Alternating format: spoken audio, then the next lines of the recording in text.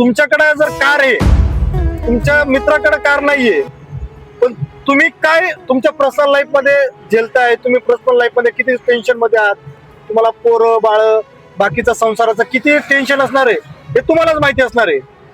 तर मी माझ्या शाळेतल्या वर्गातल्या मित्रांना तर एकच सांगणार आणि महाराष्ट्रातील व्यक्ती सगळ्या मित्रांना एकच सांगणार आहे की मित्रांमध्ये ना उच्च नीचता, शिक्षण, त्याच्यानंतर पैसा पाणी काही मॅटर करत नाही. करतो का काका मॅटर? नाही.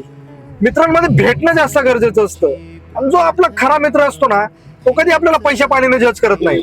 कारण की ज्यावेळेस आपली मैत्री झालेली होती ना त्यावेळेस त्याच्याकडे पण खायला 1 रुपया नव्हता न माझ्याकडे होता.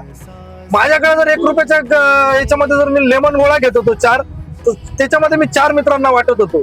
त्याच्याकडचा जो टिफिन होता तो अर्धा मी खात होतो. तर मित्रांमध्ये तीच फिलिंग पाहिजे. मी माझ्या आयुष्याच्या 80 वर्षाचा झालो ना तरी मी माझ्या मनामध्ये प्रयत्न कराल की मी माझ्या मित्रांना तोच 4थी 5वीतला 10वीतला गौऱ्या म्हणून भेटत जाऊ की मला माझ्या मित्रांसोबत भेटताना लाज नाही वाटणार, कमीपणा नाही वाटणार. आता काकांचं जर आयुष्य बघितलं तर काकांचे सोशल मीडियावरती त्यांची पिढी नाहीये, जास्त करून नाहीयेत, त्यांना सोशल मीडिया कळत नाही.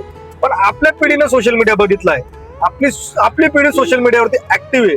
तर आपण लोकांनी आहे ना भेटलं पाहिजे, कमीपणा नाही राखला पाहिजे. आणि पहिली गोष्ट म्हणजे जे शाळेचे कॉलेजचे ग्रुप आहेत ना त्यांच्यावरती आपलं स्टेटस दाखवणं आपल्या मित्रांनी बंद केलं पाहिजे. काय तुम्ही स्टेटस टाकल्यानंतर ना आनंद आहे, तू तुझ्या पर्सनल लाईफ मध्ये किती ग्रोथ करतो ना त्याबद्दल सगळ्यांना आनंद आहे. जितके पण मित्र आहेत आम्ही सांगत असतो मागं पुढे, अरे आमचा मित्र ते बनला, आमचा मित्र हे बनला आणि आमचा मित्र तर ह्या पोझिशनला आहे. पण ज्यावेळेस तू तुझं स्टेटस आपल्यामध्ये दाखवण्याचा प्रयत्न करतोस ना मित्रा, त्यावेळेस विषय काय होऊन जातो की त्यावेळेस आम्हाला आमचा कमीपणा वाटायला लागून जातो की अरे नाही तो किती पुढे चालला गेला, मग आम्ही तुला भेटलं टाळतो.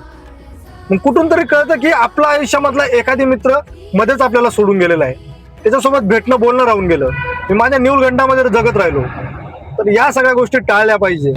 काका तुम्ही काय बुवा सांगणार का माझ्या प्रेक्षकांना? मला एवढंच म्हणायचं